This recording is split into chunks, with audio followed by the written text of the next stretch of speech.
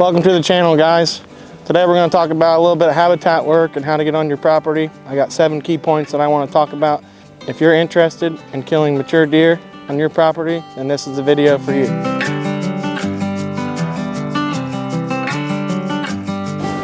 The first key to success, guys, the first thing I want to talk about is access. It is so important. When I go to these guys' properties, what I'm seeing is they have terrible access. These deer are getting spooked. You're walking in, they're jumping up, you're not even seeing them. That deer sees you before you see it. You've got to have good access, whether that's screening. One thing that's definitely helped me, this farm is set up for access. I realize every farm isn't like this, but you can do things on your properties that'll help you get into that stand undetected. One thing that has helped me, I'll have my wife drive a side-by-side and drop me off. So we go in and out of that property. She drops me off, she leaves. She picks me up, we leave together when the hunt's over. That has helped tremendously. Those deer see that ranger. Look, I'm a dealer for big time. We feed all summer long in the winter. It's just one thing that I do. It's super beneficial in my opinion. You get to see what's still alive. Yeah, you might feed that deer all summer long. He might go somewhere else. That's just part of it. Deer are gonna change. They're gonna come in, they're gonna come out. You're gonna lose deer, you're gonna gain deer.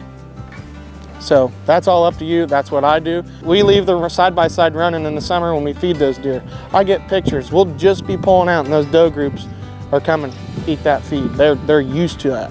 Get them used to you on your farm. You know, I got a son, he's gonna have a 4-wheeler. We ride around all summer long and them deer know that's what we do. That's just what we do on our farm. If you can train those deer to understand, oh, here comes Farmer Ben instead of Hunter Ben, that's really important. Getting to your stand sites undetected and leaving undetected. In my opinion, the most important. And this, we're gonna show you how I do that on this farm. So right here, guys, is exactly how I enter the property. This levee behind me, my wife will drive the side-by-side, she'll drop me off, I'll slip right over this. We got this tall structure here, I'll come right through here and get in the blind, or get in this tree stand undetected. One thing I do here, guys, I just do saddle sets on this farm and ground blinds. Right here I got just hang on sticks up the tree, and then I got my bow hanger up there, and then I just bring my trophy line platform. That's a good way to do it. I don't like carrying a lot of sticks in, you know, I think it takes a little time. You know, I like saddle hunting, but I like preset already, so I already got my sticks. Just bring my platform. Second point, another thing to follow up with that access is going to be low pressure on the farm. You know, I go to a lot of these guys' properties and they get eager and they're like, oh, I got some deer moving. And if you're not getting that big buck in daylight, stay out of there for a while. You know, use these trail camera pictures. Make sure that you're not just going out and hunting just because you want to go out and hunt. If you want to do that, maybe go to public land. Don't be boogering up your guys' leases or your properties just because you want to get out in the woods. If you're after that mature deer. You know, a lot of these guys that I go to, they're just wanting to, they hunt a lot, they got kids, which is, you know, everybody's different, I understand that.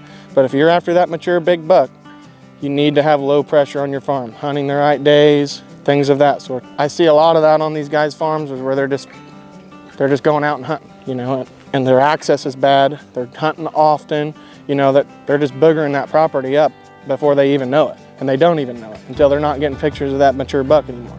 It don't take many times to get a property burn out, especially if they're small pieces.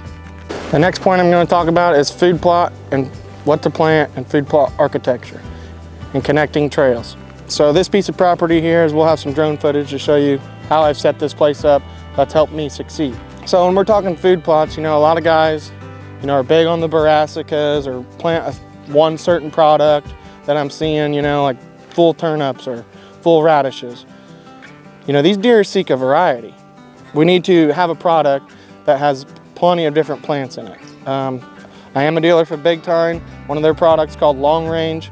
You know, that product's got oats, it's got clover, it's got radish, it's got turnips, it's got kale. All the good things in there that you need on your property that are gonna, it's just diverse. So we're trying to get them as much different types of food as they can have. Woody browse is very important. This property here, it's kind of wind blown. We'll get some footage, but it's got a lot of sticker weeds and big bushes. And in the fall, this stuff stands 8-10 feet tall.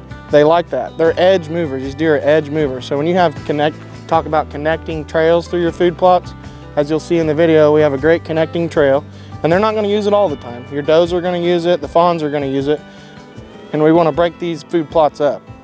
I like a long linear food plot with a bunch of different plants in there.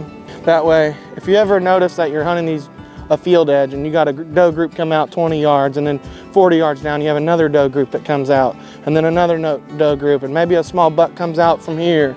So a long linear food plot with a little break up in between so they can't see across the entire thing, have some wiggles in it that forces that buck to have to, ooh, what's out there, you know? Maybe hinge cut some trees along that, or have maybe some standing corn for some screening. That way it forces that deer to have to come into that plot. That's some things that have helped me. Like this, I don't have to do that on this property because it's already, the habitat is already here. We just have to mow and make the trails and plant the food plots. Not every property's like that. You can hinge cut trees, and we'll talk about that. So I like connecting trails through my food plots. They go to one food plot to the next and have multiple food plots. That way it forces that big buck to bounce around. That's very important. You have, I go to properties and a lot of these guys put their food plots right in the center of their property. All that competition for them deers, it's just not healthy. For one, from what I've seen, you got doe groups out there fighting, and these deer herds are different groups. They're in competition all year long. Sometimes, they're getting along, sometimes they're not. If you get a mature doe and a mature doe from a different group, I've got pictures that I can show them fighting over a certain food plot, or just in the woods in general. They want to be separated, and this will help you guys have different doe groups on your farms. Small food plots or big ones here and there to make these deer spread around. The next thing I want to talk about, guys, is hinge cutting and logging. There's a lot of controversy out there about hinge cutting. I'm a believer in it. You don't have to go crazy. When I go to these guys' farms and they got wide open timbers, I'm telling them, first thing I would do is get this place logged. Have a forester come in there, have a guy come in there, tell them what you want, get these bigger mature oaks, walnuts, all your good paying trees. Not all, select cuts, don't have to be crazy. And what that does is bring we're talking sunlight to the forest floor. And that's the regrowth those deer eat on. 60% of a deer's diet is woody browse. And a lot of people don't understand that. I like food plots too, but you're gonna have to start doing stuff in the woods. That's where these deer live. You gotta enhance that. Logging, like I say, is very beneficial. The logging roads, you can seed your logging roads. You can hinge cut along them, make them deer wanna use that logging road. It brings sunlight in. A lot of diverse plants that these deer are eating on. You get sunlight to the ground, it gets thick in there. There's anything above 8 foot tall is not good for a deer. They can't eat it. And they eat briars. They're woody browse eaters. That's a lot of their diet. And I do hinge cutting on people's properties. I have a business, Whitetail Oasis LLC, and we can set your property up any way that you want. We can put a plan together and we can make it happen. All right, guys, the next thing I want to talk about is scrapes and water holes. I've done vines, I've done ropes, and they all seem to work. There's a lot of controversy out there, and I'm not telling you what's right. I'm telling you what's been good for me. I use a lot of ropes. I do use vines too, but I'd say I have 80% ropes, 20% vines. It's just what I do. And as you can see, there's a ton of tracks right here. These deer, it's just a way for them to communicate. I put a little preorbital gland on it. They come up there, they hit it. They'll hit this all year round. It could be January, it could be in the summer. It's just what deer do. We need to have these set up in August. You need to get your scrapes set up in August. Don't be farting around. Get them set up, get them deer using it. It really, really is beneficial to be hunting around. I have 2 scrapes here. I got a pole over there that I've drilled a hole into, and I've stuck a branch that these deer are hitting on 20 yards from the shot right here, coming out of the woods. This is excellent. A lot of does and bucks hit this. You gotta have these in front of your stands, guys. It really, really, for me, it's really helped. Water holes. Water holes is huge. I don't have one directly on my food plot. I got one that you'll see in the video a little farther down, but on your property, you need to have water. It's very, very important. It's a survival thing. That's what they do. They're gonna drink water, and you need to have it. The next thing I want to talk to you about that has been the ultimate, it's helped me kill 4 of the biggest mature deer I've killed in the past 4 years. Guys, I'm 29 years old. I've hunted since I was 12, and I'm just, when you're out in the woods, you just need to document things. Look at what these deer are doing, how they're acting. Write it down, from year to year. What was this buck doing this time? Recent trail cam pictures, old trail cam pictures. It's very, very important. But one thing that has helped me kill mature deer the past 4 years is nighttime pictures or daytime pictures of freed up bucks. And what I mean by that is when that buck's nose is to the ground or he's alone, you get a video. Set your trail cameras to video. That's what I do. I got on picture and video. I use Tacticam and Moultrie. I'm not sponsored by either, it's just what I use. And when you get videos and pictures of these deer alone, freed up from that doe, I'm talking after they've maybe bred the first doe or before, pre-rut, going in, searching, and you get pictures of these deer and you have the right winds, you need to get in there and hunt your farm. That is how I've killed 4 mature deer on the properties that I hunt. Pictures of freed up bucks. They're not with those, they're looking. You know, I've heard a lot of guys say they might find one in 20 minutes, and that could be true. I think I set my properties up well enough that the next doe is gonna come in pretty soon, and he really doesn't wanna leave from what I've been able to do here. That's how I've killed these deer. Pictures of freed up bucks. You need to get in there and hunt them because they're searching. The last thing I wanna talk about, guys, is hunting your neighbors. Now that sounds weird, but there's a lot of things that, you know, go into this, but I like to have good relationships with my neighboring properties, farmers, you know, sharing pictures. Some guys aren't like that, which I get. But if you can get your neighbor on the same page with you about this deer is going around, I think he's 3.5, let's not shoot him, let's let him go. If you can get them on the same page, that'll totally benefit you.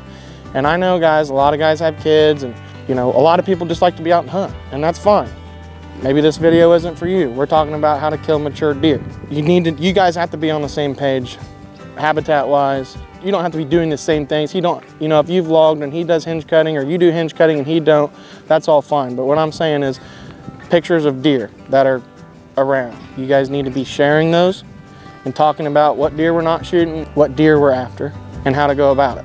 One thing that you can also do with your neighbor, you can be buddies, that's fine. Like, talk about all that, being good cahoots. But what I mean by hunting your neighbors is when you know he's getting out of the woods at 10 a.m., you need to be sitting there. You know, a lot of these guys I go to, I mean, are small properties, and this guy has 60 acres, well, I'm only hunting 12. Well, stay in the woods. You gotta be in the woods. If he's getting out, he's gonna probably be bumping deer. That's gonna get that doe or buck up, and he might walk by you. You never know. That's huge. That's very, very important. A lot of guys don't think about that, but it's hunting the hunters.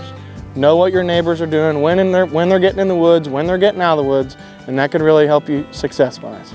Like I said, guys, I've been on a lot of different properties. When I graduated high school, I was all the way from Maryland, all the way to Omaha, Nebraska, on guys' farms, helping a guy out. I worked for him, and what I'm seeing is a lot of guys having access issues. Their food plots aren't broken up. They got one food plot in the middle. You know, this property that we're getting ready to show you, I've set up. You can do this in woods as well. You know, you can hinge cut trees. You have logging roads. We can seed those. There's a lot of things you can do. Stand locations. There's a lot of stuff. So if you're interested in property consulting, I'd be happy to help you out, set up a good plan. I use Onyx, you know, make connecting trails, where we want our food plots, how the property already, you know, a lot of these guys are coming in and telling you exactly what to do. I'm willing to work with you. You've hunted the place. You know, I can't come in there and say, this is what the deer are doing, because I haven't hunted it. But what I can do is help enhance what the deer are doing and help you kill that next mature buck. So if you're interested, reach out via Facebook, Messenger, and we'll set up a time and come out and see if we can't help you out as well.